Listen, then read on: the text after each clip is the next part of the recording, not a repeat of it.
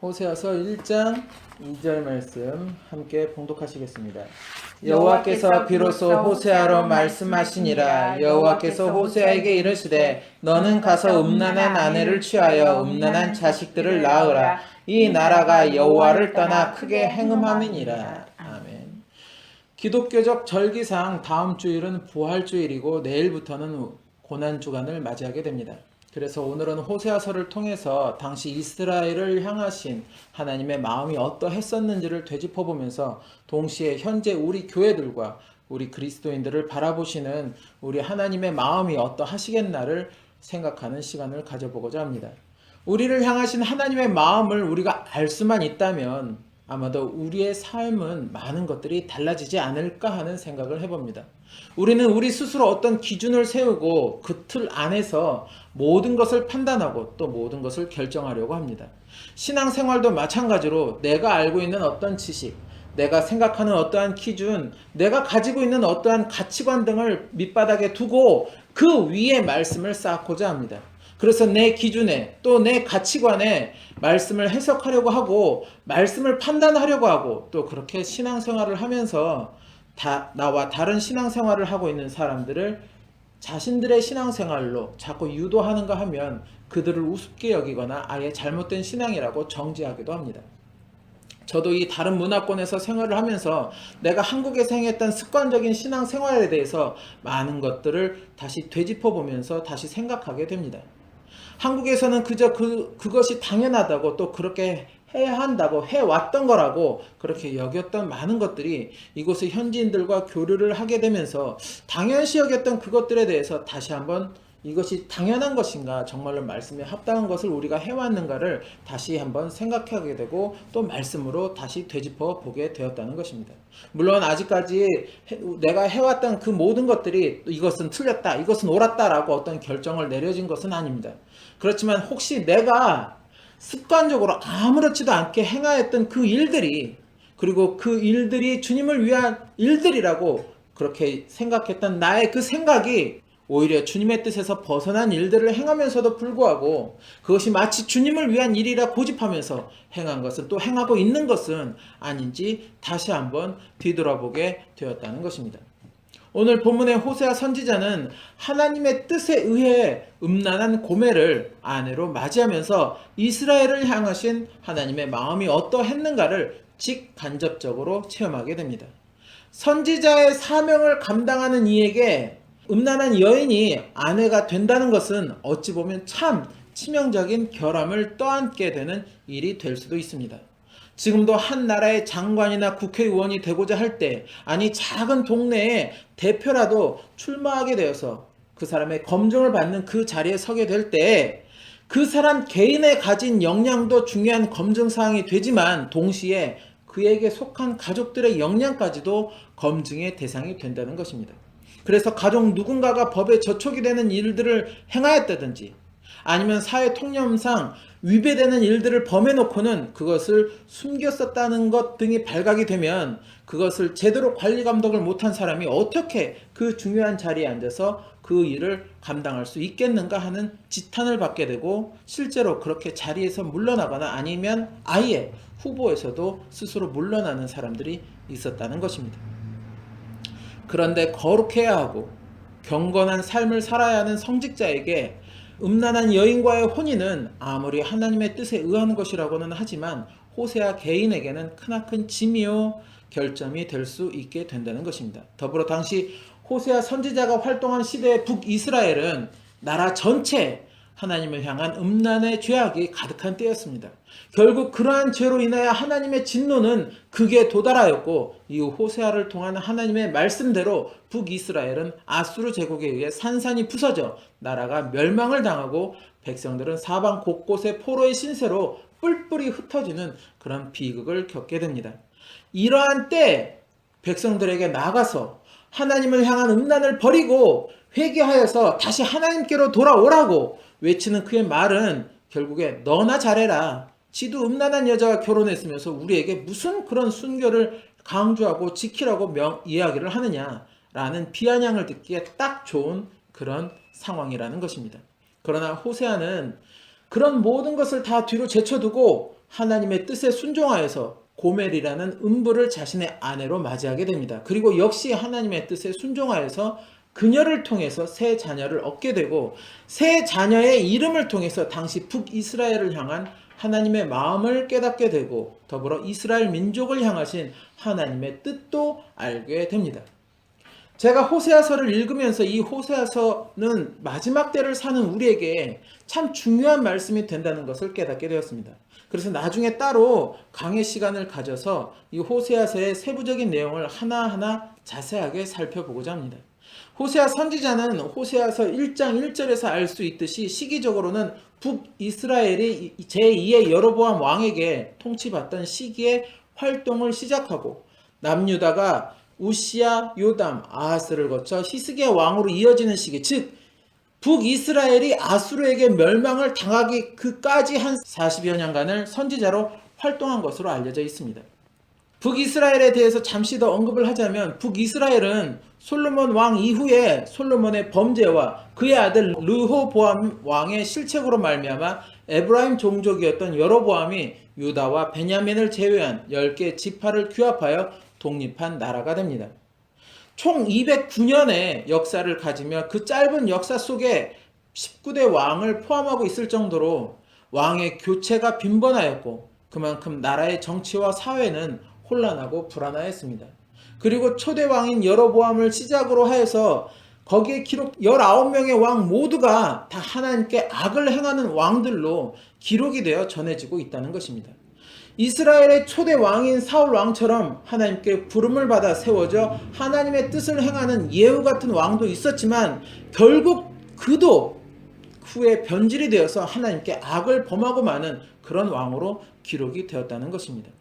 결국 북이스라엘 민족은 끊임없이 하나님께 범죄하는 하나님의 백성들이 되었고, 그로 말미암아 참혹한 최후를 맞이하게 되는 나라와 백성들이 되고 말았습니다.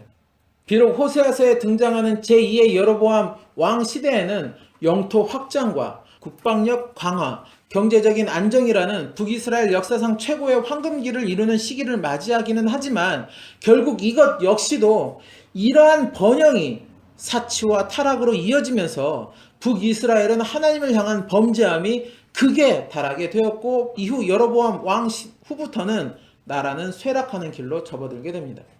바로 이러한 때에 하나님은 호세아를 통해서 북이스라엘을 향하신 하나님의 진노의 그 원인, 그리고 그 이후 그 진노가 어떠한 형벌로 북이스라엘에게 다가오게 될 것이며, 그 형벌이 끝이 아니라 다시 하나님은 어떠한 회복으로 하나님의 백성들과 함께 하시게 될 것인지를 말씀하여 주시고 있다는 것입니다.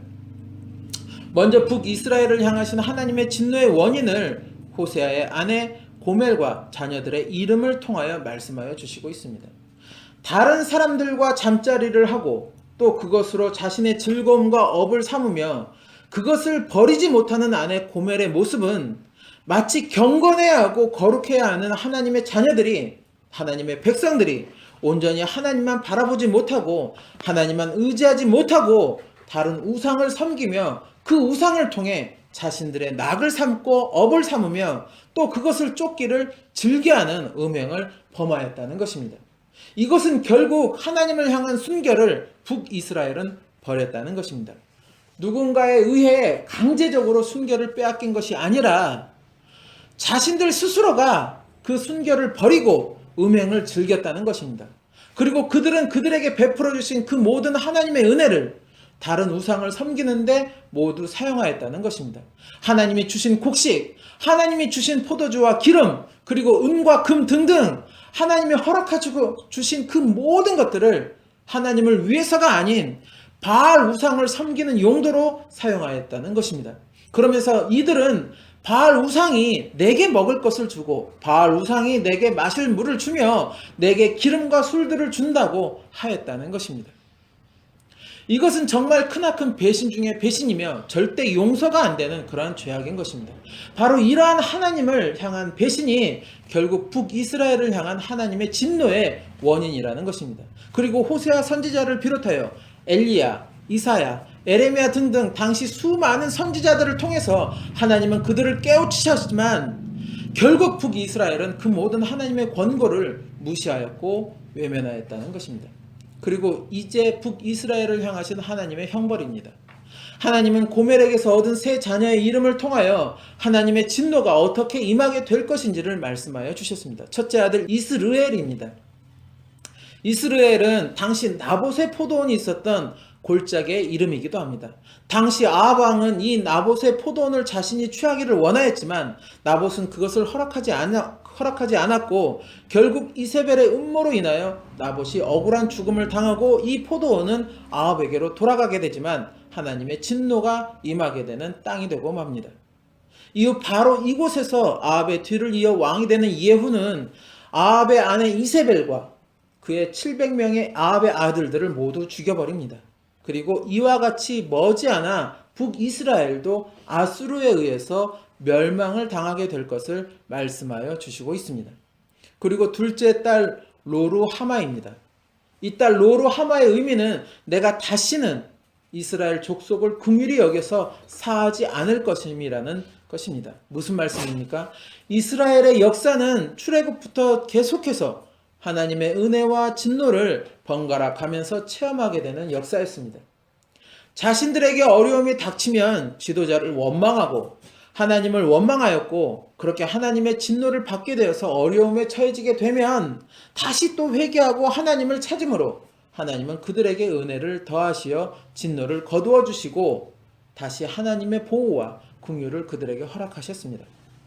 그러다 또 하나님께 범죄하고 또 하나님의 진노가 임하면 그리고 다시 또 회개하기를 반복하는 그런 역사가 바로 이스라엘의 역사였다는 것입니다. 즉 하나님은 비록 이스라엘 민족들이 하나님의 백성들이 하나님 앞에 수없이 죄를 범하였지만 그럼에도 불구하고 다시 회개하고 하나님을 찾으면 하나님은 그들을 용서하시고 그들에게 은혜와 긍휼을 허락하셨다는 것입니다.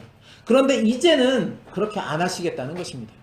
이제 곧 하나님의 진노가 너희에게 임하게 되어서 나라가 꺾이고 패하며 극한 어려움에 처해지게 될 것이지만 그래서 너희들이 다시 하나님을 찾으며 하나님의 긍휼을 구하겠지만 이제 다시는 너희들을 긍휼히 여기서 너희들의 죄를 용서하지 않을 것이라는 말씀인 것입니다. 즉 이제 백날 첫날 너희가 잘못하였다고 용서를 빌어도 다시는 너희들을 용서하지 않을 것이라는 단호하신 말씀이라는 것입니다. 그리고 세 번째 아들 로암미, 바로 이 로암미의 의미는 이제 너희는 내 백성이 아니요 나는 너희 하나님이 되지 아니할 것이라는 말씀입니다. 이스라엘 백성들에게는 참으로 무서운 말씀이 되는 것입니다. 사랑의 반대말은 무관심입니다. 자녀가 잘못을 행하였을 때 꾸지람을 하는 것도 부모가 그 자녀를 사랑하기 때문입니다. 사랑하기에 꾸지람도 하는 것입니다. 그 사람에게 아무런 관심이 없다면 그가 무슨 일을 하든지 그래서 그가 어떠한 어려움에 처해진다고 하여도 나와는 무관한 그래서 그가 어떻게 되든지 말든지 관심을 갖지 않는다는 것입니다. 즉 하나님은 이제부터 너희와 나와의 관계를 아예 끊어버리겠다는 말씀을 하고 계신다는 것입니다. 그래서 너희는 이제부터 내 백성도 내 자녀들도 아니고 나 역시도 너희들의 하나님 너희들의 보호자도 아니라고 그래서 너희들이 나중에 어떻게 어려움에 처해져서 그렇게 어려움에 처해져 있든지 말든지 나와는 아무런 상관이 없는 것이라고 지금 말씀하고 있다는 것입니다. 생각해 보십시오. 내가 지금 어려움에 처해져서 고통 가운데 있는데 내 부모님이 넌 내 자식이 아니니 나와는 아무 상관없어. 너 내 알 바 아니야 라고 나를 모른 척 한다고 하면 그 얼마나 괴로운 일이 되겠습니까? 아마 지금 처해진 어려움으로 인한 고통보다도 더 극심한 마음의 고통을 겪게 될지도 모릅니다. 바로 이러한 고통을 너희들이 알게 될 것이다 라는 말처럼 하나님은 지금 단호하게 말씀하고 계시다는 것입니다. 마치 하나님은 호세아를 통해서 북이스라엘에게 너무나도 화가 난 나머지 지금 할 말 못할 말들을 죄다 퍼붓고 있는 그런 모습을 지금 보이고 계시다는 것입니다. 이렇게 되면 정말 이스라엘은 끝장인 것입니다. 이제 이스라엘과 그 민족들은 역사의 기록으로만 남게 될 뿐 지금 현재로서는 그 존재하지 않는 그런 나라로 그런 민족으로 남게 된다는 것입니다. 그러나 하나님은 그것으로 끝맺음을 하지 않으셨습니다. 하나님은 다시 호세아를 통해서 이스라엘의 회복을 말씀하여 주시고 있다는 것입니다. 다시 호세아의 자녀들의 이름을 통해서 하나님은 이스라엘의 회복을 말씀하여 주시고 있는 것입니다. 사람들의 교만이 극에 달해 하늘까지 닿는 바벨탑을 쌓게 되었을 때 하나님은 그들의 언어를 혼잡하게 하셔서 그들을 모두 그곳에서 흩어버리셨습니다. 그리고 에덴에서 범죄한 아담과 하와를 하나님은 에덴에서 쫓아내 버리셨습니다. 이와 마찬가지로 하나님은 하나님을 향한 죄악이 극에 달한 이스라엘 민족들을 하나님이 선택하여 주신 그 가나안 땅에서 모두 뽑아 뿔뿔이 흩어 버리시겠다는 것입니다.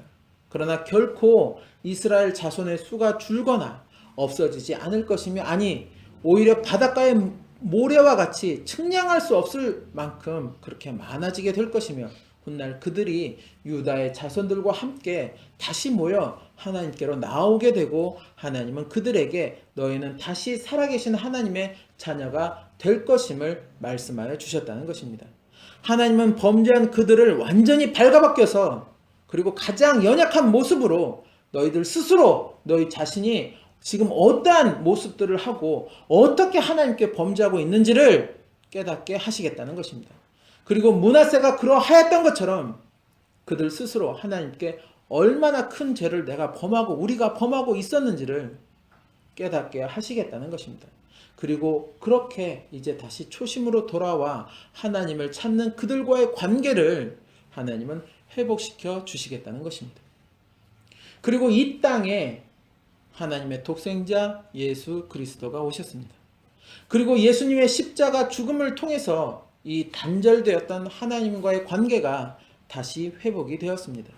그리고 예수님은 3일 만에 육신의 죽음에서 부활하시고 부활하신 몸으로 계시다가 제자들에게 땅끝까지 내 증인이 되라고 마지막 당부를 남기시고는 하늘로 승천하셨습니다. 그리고 천사들은 말을 합니다. 너희 가운데서 하늘로 올라오신 이 예수는 하늘로 가심을 본 그대로 오시리라. 자, 이제 그렇다면 현재 우리 교회와 그리스도인들을 바라보고 계시는 하나님의 또 예수 그리스도의 마음은 어떠하실까요? 자칭 하나님이 우리의 영적인 아버지라고 말하는, 또 우리는 그의 자녀라고 이야기하는 우리 그리스도인들의 현 주소를 바라보고 계시는 하나님의 또 예수 그리스도의 마음은 어떠하시겠는가 하는 것입니다. 지금의 교회들, 지금의 우리들 모습이 과연 저 당시 이스라엘 민족들과 다르지 않다고 자신 있게 말들을 할 수 있는가 하는 것입니다.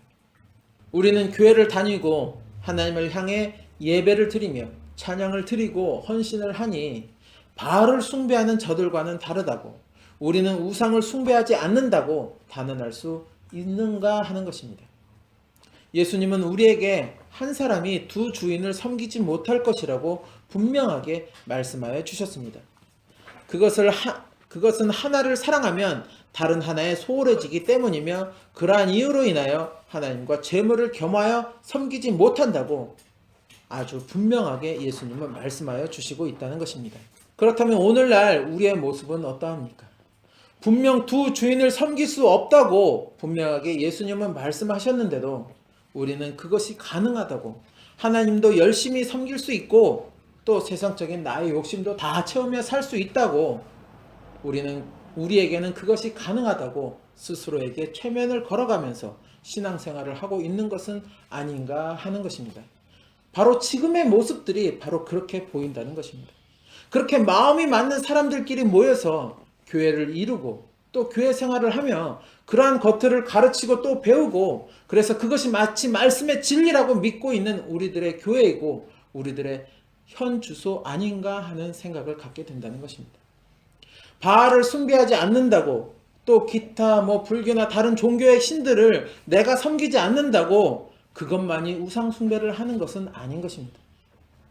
하나님의 말씀을 자신들 마음대로 해석하고 변질시키면서 하나님을 배반하는 것이 바로 우상을 숭배하는 것과 다름이 없다는 것입니다. 예수님은 마지막 때에 참 믿는 자를 보겠느냐고 말씀하셨습니다. 그 말씀은 결국 마지막 때에 우리는 항상 근신하며 깨어있지 못하면 참 믿는 자의 반열에 서기 어렵다는 말씀인 것입니다. 바로 말씀으로 근신하고 말씀으로 깨어 있으라는 것입니다. 그래야 우리는 우리를 향하신 하나님의 마음을 또 하나님의 뜻을 알게 될 것이며 이 어지럽고 혼돈한 세상 속에서 바른 참다운 믿음을 소유하는 그리스도 예수의 좋은 군사로서의 삶을 살아갈 수 있게 될 것입니다. 하나님은 하나님을 배반한 하나님의 백성들에게 하나님과의 관계를 끊어버리시고 하나님이 허락하신 그들의 나라를 빼앗아 버리시고 그들을 흩어서 고통 가운데 살게 하는 형벌을 내리셨습니다.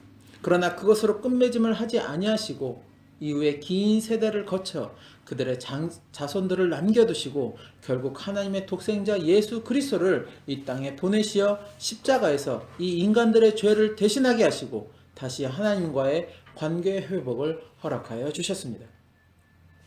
그러나 이제 다시 세상은 음란으로 가득해가는 멸망 직전의 소돔과 고모라의 형상을 닮아가고 있습니다. 하나님의 이름을 팔아서 자신들의 영화를 누리는 교회와 사람들이 곳곳에 생겨나고 또 물질과 권력을 서로 가지겠다고 교회 안에서도 편을 갈라서 싸움판을 벌이고 세상 법정에 교회의 시시비비를 맡기는 일들이 비일비재하고 있으며 세상에는 점점 동성애자들이 창궐해 가고 있으며 또 그것을 옹호하는 사람들이 주류를 이루어가는 세상이 되어가고 있다는 것입니다. 더불어 하나님을 섬기는 교회가 또 목회자들이 다른 신들에게도 구원이 있다는 WCC에 동조하고 그것도 모자라 앞장서서 전파하고 있으며 소속된 교회와 성도들이 그것에 반대하는 입장을 취하면 즉시 교회를 몰수하거나 성도들을 교회 밖으로 내쫓는 일들을 지금 자행하고 있다는 것입니다. 그렇게 수많은 성도들은 교회를 떠나가고 전도의 문은 또 선교의 문은 하나 둘씩 닫혀져 가고 있습니다. 지금도 많은 성도들이 어디 교회를 나가야 참다운 신앙생활을 할 수 있겠는가의 물음을 가지고 교회들을 찾아다니고 있으며 인터넷 여기저기에 이러한 문의들을 올려놓는 것을 보게 된다는 것입니다. 내일부터는 우리는 고난주간을 맞이하고 또 한 주 뒤에 부활주의를 맞이하게 됩니다. 한국에서는 이러한 기간에 예수님의 고난에 동참한다고 금식을 하고 또 부활을 기념한다고 삶은 계란을 나눠주는 등의 행사 준비에 분주한 시간을 보낼 것이라고 생각합니다. 이 말씀을 준비하면서 저는 다시 한번 생각해 봅니다. 고난주간에 예수님의 고난에 같이 동참한다는 경험을 한다고 또 계란에 예쁜 그림을 그려서 주변에 나눠주며 부활의 기쁨을 전한다고 진정한 예수님의 부활을 기념하게 되는 것인가? 예수님은 과연 우리들에게 무엇을 요구하고 계실까? 우리는 이 주간의 시간을 통해서 먼저 말씀에 지금의 나 자신이 어떠한 모습을 하고 있는가 절실하게 깨닫게 되는 시간이 되시기를 소망합니다. 나를 철저하게 발가벗겨서 나 스스로도 몰랐던 나의 모습을 바라보게 되고 진정으로 주님께 회개하는 우리의 믿음이 되시기를 소망합니다.